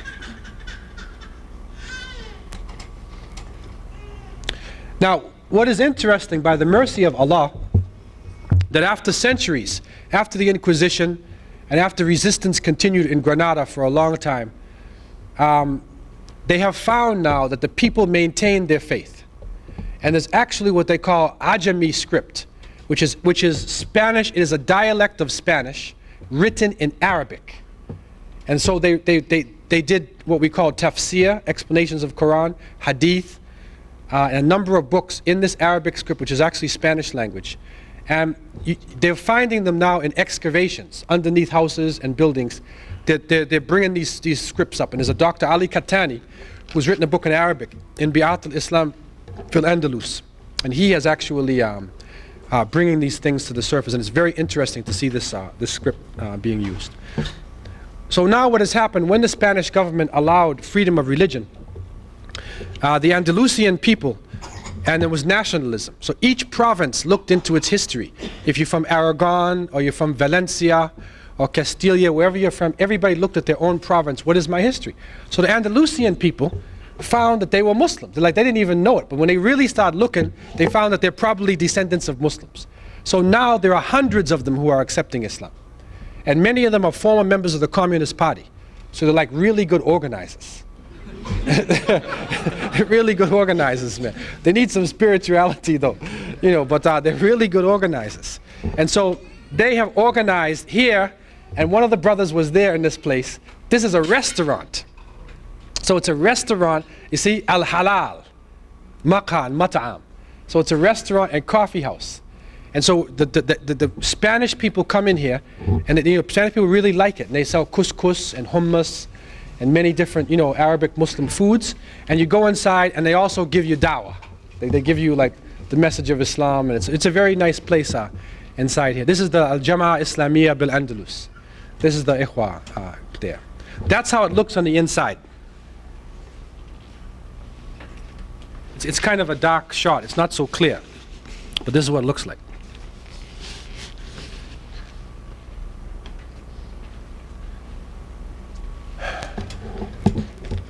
Now, as you go along, another miracle, I would say, is now the Muslims have their own jamia, their own mosque again, right down the street from the cathedral.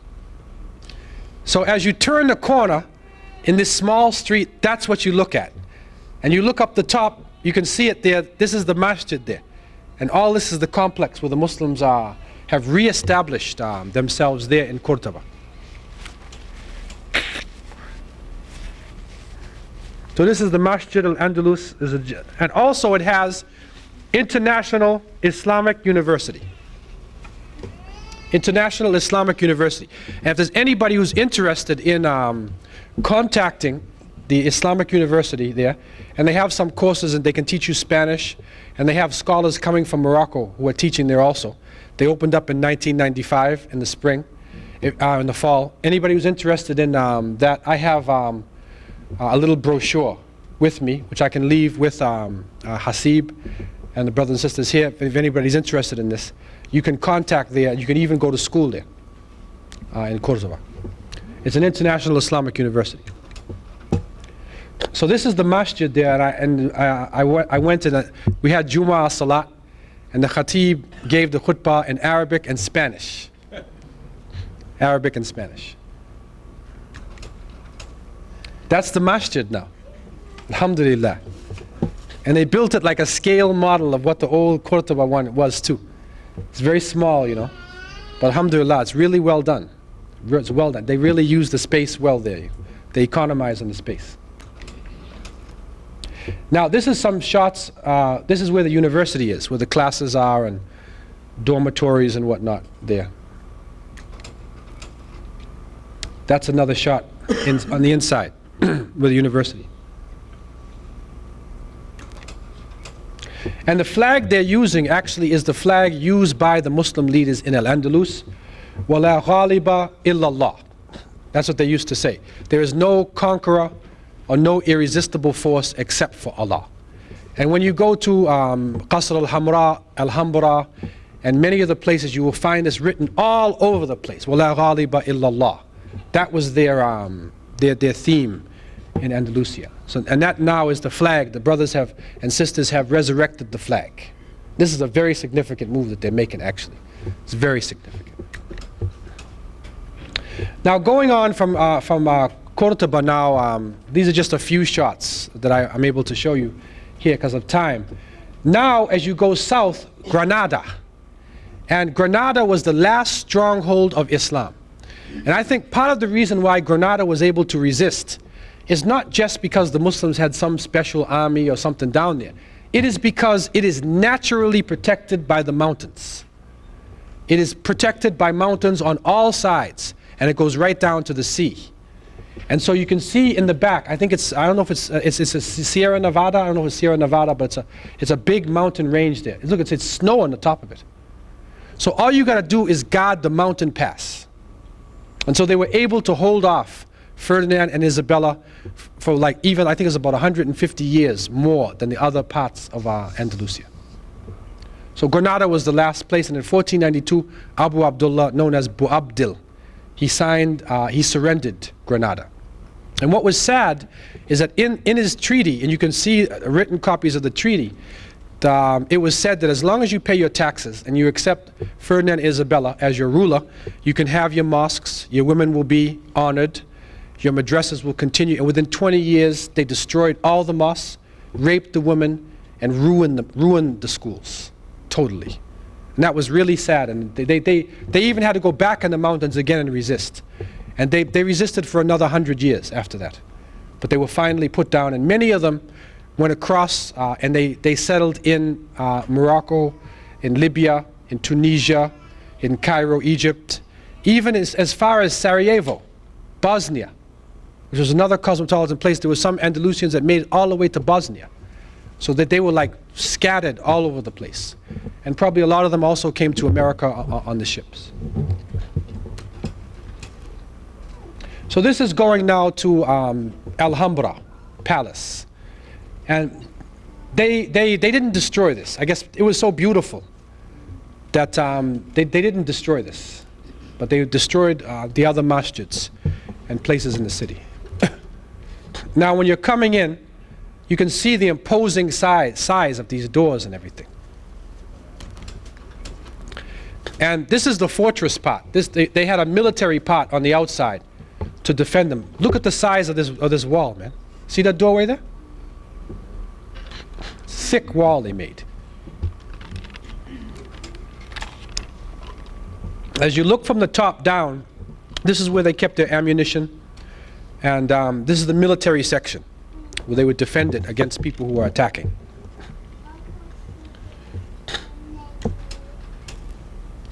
Then as you go inside, you're coming to the Court of the Lions, and this is one of the famous places inside.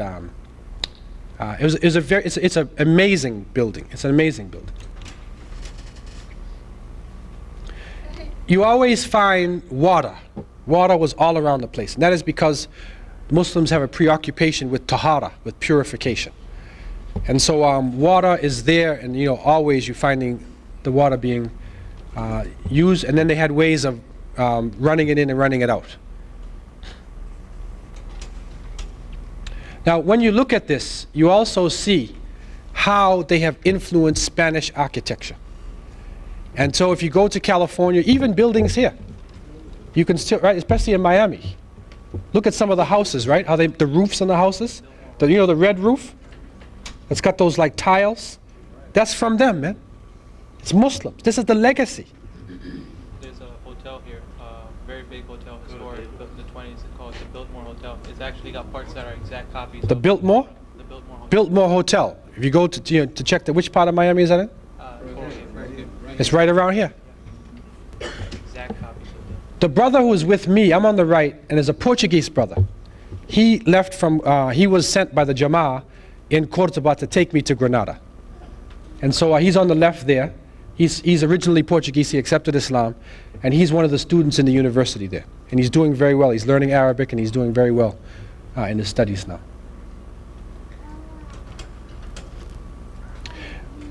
This is a little niche where you keep your utensils and whatnot, and you find these things all over.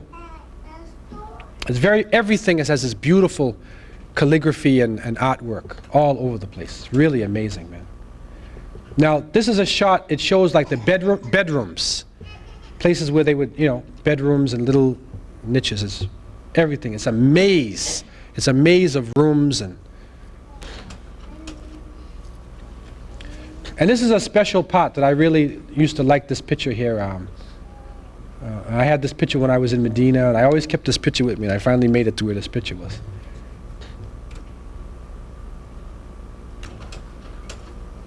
This is the Court of the Lions. See the water in the middle? They're moving the water around. I mean, part of this also shows, actually, to be honest, part of this thing was, it's a little bit too heavy. Part of it is, I mean, they want paradise on earth, man. You know, and so like, this is part of the reason why they went down. Because they went too far. I mean, it shows how artistic they were, right? But really, I mean, a Muslim is supposed to want Jannah, like, you're supposed to want paradise, man. They, you know, this is like, you know, you're in this place, you think you're in paradise. And somebody wanted to be in paradise before they died, actually, when they built this place. But as you go outside, you move to another section. I think it took us about 4 hours to walk through this place. 4 hours. And we didn't see it all. It's an amazing complex. So you look, they have their olives growing there and oranges. They like especially citrus fruits there. You know, oranges grow really well in Spain and Portugal. And the word Portugal is, the Arabic word for orange is Portugal. So Portugal, Portugal.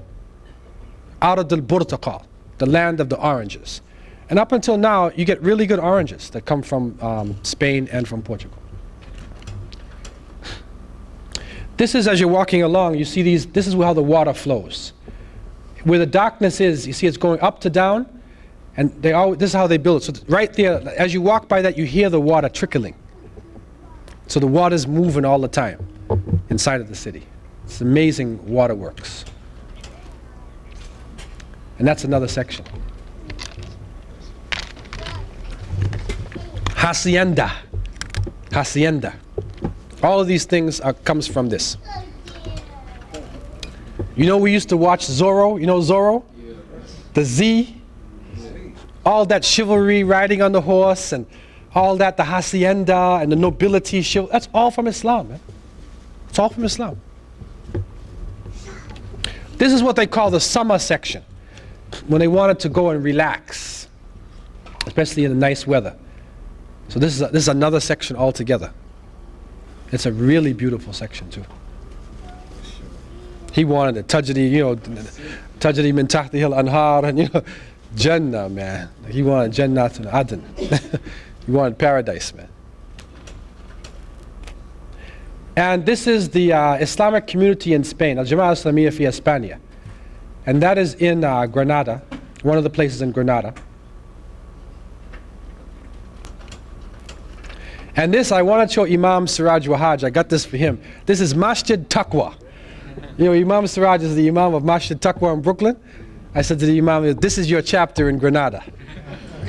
It's Mesquita at Taqwa. But you see the Arabic, Masjid at Taqwa. So that's Masjid Taqwa Granada branch.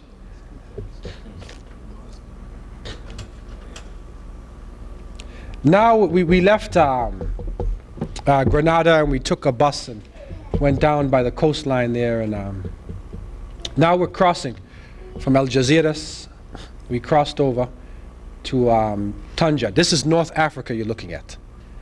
And so you will find the Islamic cities are made like this. This is going close to Tangiers. This is the Straits of Gibraltar. Now went to Rabat, and then from there to Marrakesh. I have just a few shots here of Morocco. But again, you can see the continuity in terms of the buildings in Morocco and in Spain. Because, you know, the people who were controlling Spain were also controlling North Africa, and they were controlling West Africa. So you will find also in Senegal and other places the same type of architecture. There was actually an interchange going on between Senegal, West Africa, North Africa, and Spain. They were constantly moving back and forth, the people, called the Moors. And this is the old-time Cadillacs there near the wall of the camels in Marrakesh. What is interesting about the city there too, it's the Red City. because they use the local sand. It's like a reddish color. So the whole of Marrakesh is made from this red clay there. Very interesting. Now this type of structure here, you see the way they make the tower there. So the minarets in this structure, you find these, this is how it was done in Spain, and all over North Africa, and in Senegal also, it's this minaret type. And I was surprised because when I went to speak in the University of Texas, the main center is like that, man. They took the same one and put it in the University of Texas. And Stanford too? Stanford too. And the Biltmore. That's where it comes from. So that's part of your legacy right there, architecture. And this is a masjid there in Marrakesh. Now this one was built by Al-Murabitun. And Murabitun were not into being too fancy. But they have a way of doing the architecture. It's simple, but it's still very artistically done. You know, it's got flavor to it. But it's not as overly ornate as some of the other people. Yeah. And this one was built by Al-Muwahhidun. That's the group that came after Al-Murabitun. They would say Al-Muhades. In English, you say Al-Muhades. And they call Al-Murabitun Al-Muravids. So Al-Muwahhidun, this was a place that was built by them. It was a training center, and also it's an irrigation center. And they brought the water in. There's a huge lake there, man-made lake. And according to what they were telling us, what they would do, the people, the Berbers, were coming off the desert. And when you're in the desert, the only water you have, you drink that water. So they don't know how to swim. And they were bringing recruits across the Straits of Gibraltar to go to Spain. So they bring you here and they teach you how to swim. So this is like the first swimming pools, like in a sense, this old swimming pool. You take your swimming lessons in there, get prepared, for struggle, and then they take you up north to the Straits of Gibraltar because you got to cross the straits, man. If you can't swim, if you're from the desert, and you go across the straits, man, you're gonna have a problem, man, unless you learn how to swim. So Al-Muwahhidun, we're using this as a, and also it irrigates the land around there. There are olive groves and date palms, and many different fruits are growing there. It's an irrigation center. Also, it's a very rich culture there in Marrakesh. The kufis and caps and different types of work being done by the women there. This marketplace is a really nice marketplace, man. For those of you into marketplaces, there's a lot of stuff here, man. You could stay here all day. And this is also another open market. I was there in the springtime, and they have a special springtime season. It's like everybody from all over the country, all the young people come to Marrakesh in the spring. It's like a spring break, like we would call spring break. So they come here for the spring break. And in this marketplace at night, it's really nice at nighttime, because at nighttime the lights are on and they're making like kebabs, like we call burgers, like kebabs, and different samosa and foods, and couscous and barbecue, and it's really nice at night. Cane juice. And people are just like talking, mingling with each other, and it's a nice atmosphere there in the evening. But they're also known for magic. The Marrakesh people, they have some dangerous voodoo, right? A Sahara, and the Sahara are there in Marrakesh, and this is the Moroccans told me, man. They have the Sahara, and this is an amazing shot here, right? This is one of the Sahara. This is the Sahara. These are live snakes, man. So I talked to him in Arabic. I said, "What you got? What do you got, man?" So he said he pulled these snakes out, man. You see the snakes? They're alive. And he pulls them out to me, and he shows me the thing, and he's carrying on and trying to scare me. Then afterwards he finishes, he puts his hand out and says, "Yalla, hatsa fulus. Give me some money." I said, "Brother, I'm not giving you no money, man, for pulling out those snake." Then he starts cursing me. "May your children hate you," and all this stuff. Astaghfirullah. He's cursing me, man. I said, "Look, I'm not afraid of you, man. I'm afraid of Allah, man. I'm not afraid of you." But some people would be really scared if this guy is like an Obia man or a voodoo man. They'd be really scared of his curse, like, right? It's a dangerous guy. Astaghfirullah. Look at him. It's real character, man. This is another good shot too. This is another character here. This is a water carrier. Now, right, before 7-Up and Coca-Cola and before ice cubes, this man was a very important person, you know. That's right, in all the Muslim cities, because he carries water and he flavors the water. You get like rose water, and you know, so he was like the walking 7-Up Coca-Cola man. And so that he still maintains the traditional dress there. And it's very interesting, his dress. Then we went overland and we went to Fez. And Fez. This is also another very historic town. And one of the centers of Islamic culture. One of the famous centers of learning and knowledge in the Muslim world. Was in the city of Fez. And that's from the mountain overlooking Fez. You look right down into the city itself.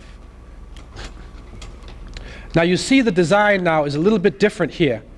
And this wall is famous. On one side it's blue, on the other side it's green. And so there's different sections of Fez.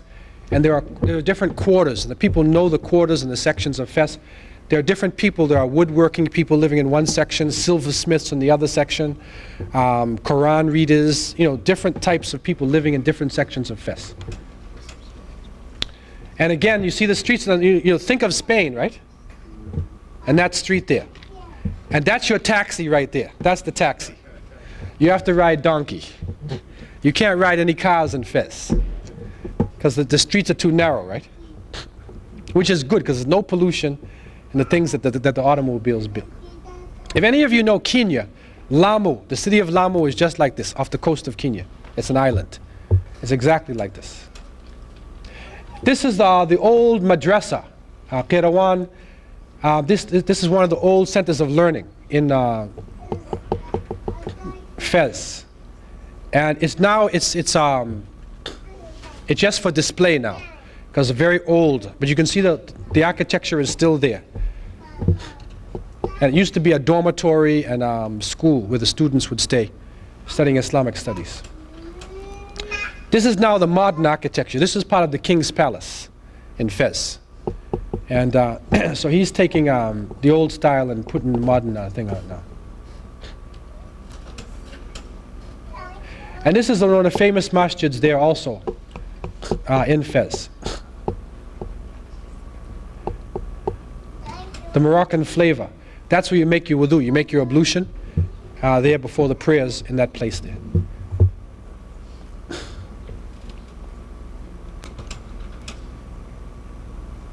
And this is another masjid in Rabat. This is in Rabat.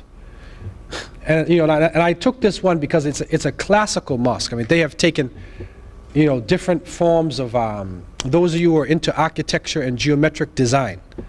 This is a classical mosque because they've taken the Andalusian style and the Moroccan style, and this is the heights. This is like the heights of a lot of their design in this particular mosque. That's the inside. The mihrab is there where the imam stands, is right there in them.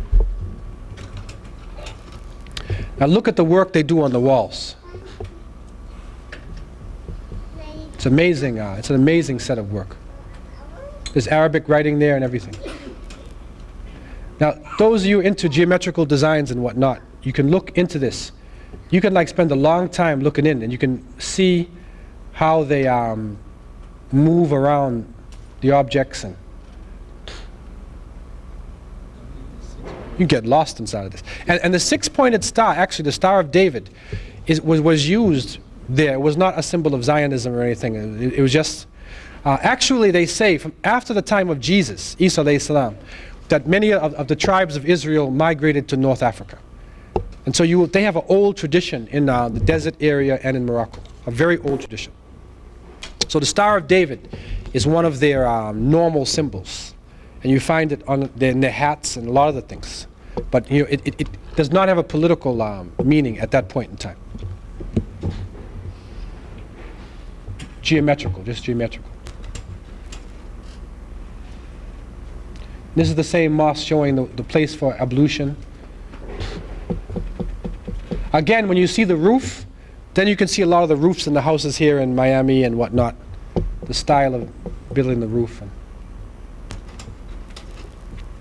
And this is a person, sorry the slide is backwards, but this is one of the people, the Berbers off the desert.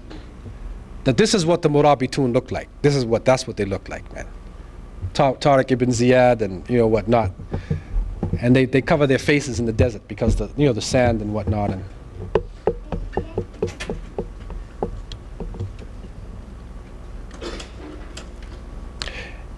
boy, I got the slide backwards. This is a slide of Mansa Musa. Maybe I'll try to fix that.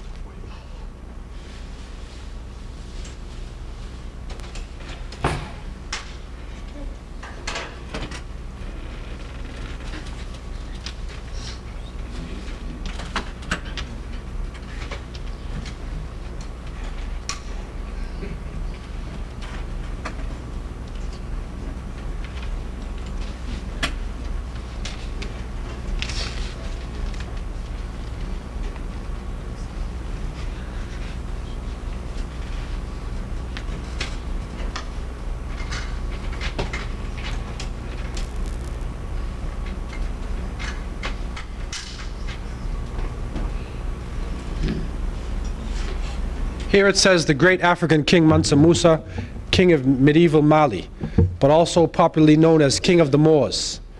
This map is taken from a European galley of the 1600s. This African ruled in the 1300s.